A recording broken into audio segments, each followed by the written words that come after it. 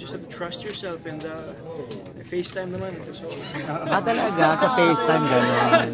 Independence ba ni Sarah ngayon is because of yung dahil din sa'yo nakatulong malaki. I think it's because of her. It's because of her. She's growing to become a woman. And, yeah. Let's talk about single. Siya yung nasabing gano'n ni Mateo, di ba? Ano na naman? Ako na naman. Okay. Dapat daw kasi na separate yung trabaho sa personal. Ikaw ba, ganun ba yung naging conflict before sa mga To respect them, I don't even comment on that in my past. Siguro, magsasalita na lang ako sa nangyayari sa akin ngayon, sa buhay ko ngayon. That's true what he said, na dapat magkaiba yun. The same way na sinasabi ko, may boyfriend man ako or wala. Si Shaina na totoong tao is different from Shaina na nagtatrabaho. I have different sets of friends. Ito yung mundo ko, kayo ang mundo ko pagdating sa showbiz. But then, behind the camera, I have non-showbiz friends also. Pero Shaina, do you see yourself with a Filipino or a foreigner in the future, just in case?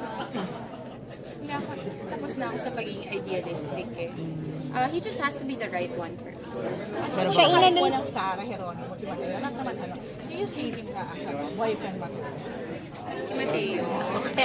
Pawis na pawis na si Mateo. Siyempre magagalit siya sa akin pag sinabi kong hindi. Ayusin mo yan, Shaina. Siyempre bubuhatin ko na yung ng leading man ko. Hindi.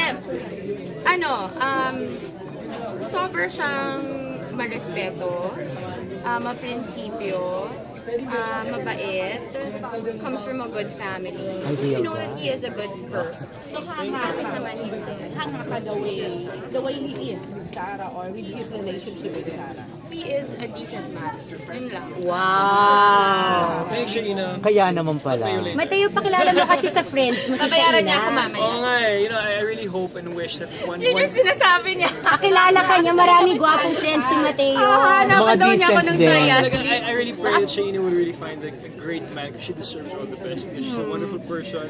She's very fun to be with. And one day, I believe and I can feel it. She'll find it.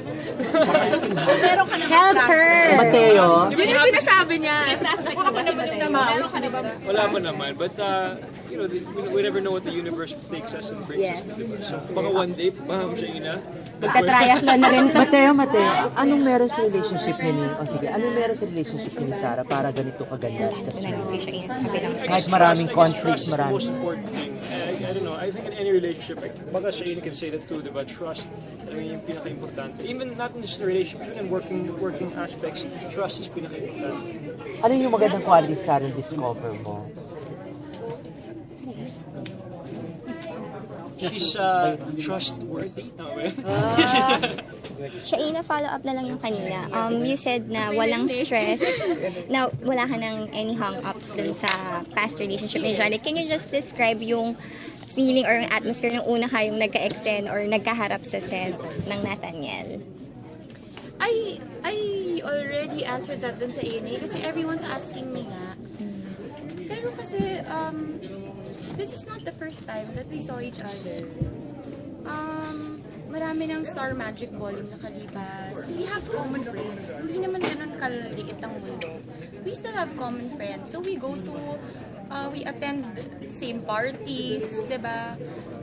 Pag may birthday yung kaibigan namin. So no, it's not the first time, but I think naging big deal lang siya because it is the first time na nagkatrabaho kami.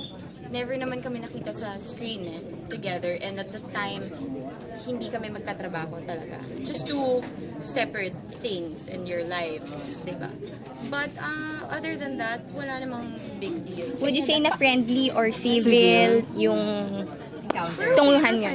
Perfect. Friends na. So at least talagang possible na yung, kasi yung iba, they prefer na they don't maintain friendship with their ex or something. Pero ikaw, cool ka lang about it. I think okay naman ako. Komportable naman ako sa buhay ko ngayon at kung saan man ako. So, I'm okay with everyone. Thank you po. Thank you. Cast and crew, photo op with Vida.